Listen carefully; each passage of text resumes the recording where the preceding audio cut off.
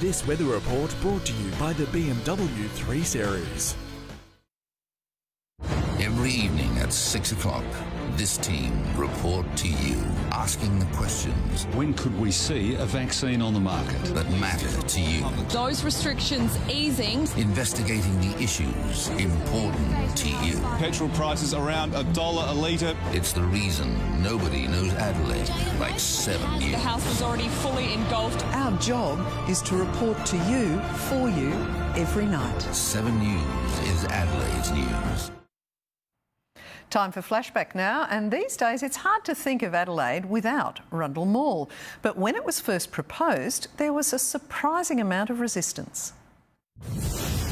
Rundle Mall starts to come alive before the morning sun has reached the sky. Long before Johnny Farnham was whispering Jack, he was singing about Rundle Mall. Rundle Mall, it's the biggest variety show in town.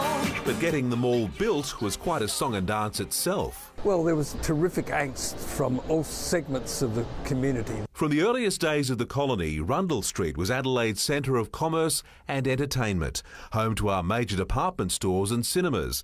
But over time it became increasingly congested.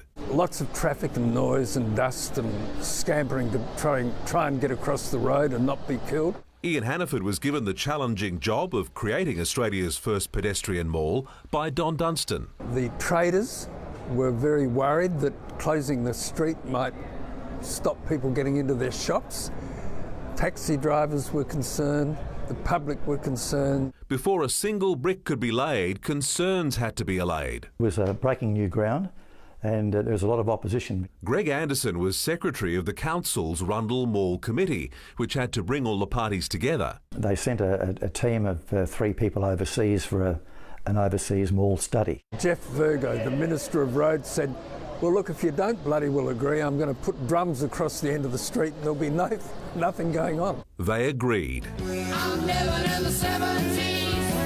I'm never in the 70s. The challenges were definitely there, but the decision to go ahead was made, and there was no turning back. Once we had everybody singing from the same hymn sheet, it started to work really well. The mall was officially opened by Don Dunstan in September 1976, the fountain filled with champagne. Turn on the champagne, invite everybody to have a good time, and to commission, launch, lay, or whatever it is, the mall in Adelaide for the people. You can really go to town in the mall. It's the one place you can get anything at all. The mall looks quite different now from its original design, but the concept has stood the test of time. It'll get redone again, and one day they'll put all the bricks back, I reckon. That's how fashion works.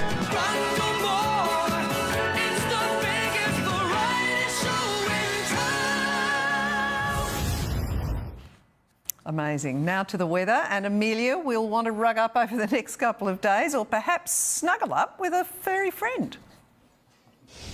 Well, Jane, lucky for me, there are plenty here at the RSPCA's Lonsdale shelter. We've got puppy training going on behind us here at the moment, and the team here are also getting ready for the RSPCA's latest fundraiser. It's called Give to Get Them Home, and essentially every dollar donated via the RSPCA's website will be matched by some generous corporate sponsors. So if you've ever wanted to donate, now is the time. Your donation's set to be doubled. Right now in the city, well, it's 12 degrees, and we stayed below 16 in the city today.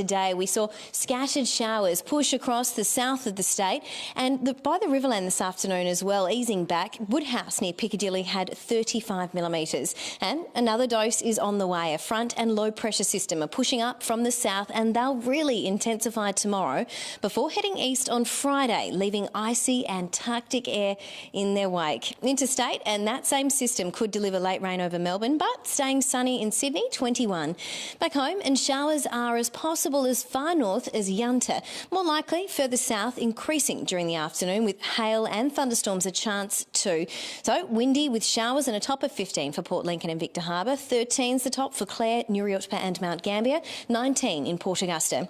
Sheep graziers in all districts are warned of the cold, wet and windy weather ahead, and strong winds are expected about most coastal areas tomorrow too, including out on metro waters, where west to northwesterly winds will reach 25 knots later in the morning, seas up to 2.5 metres.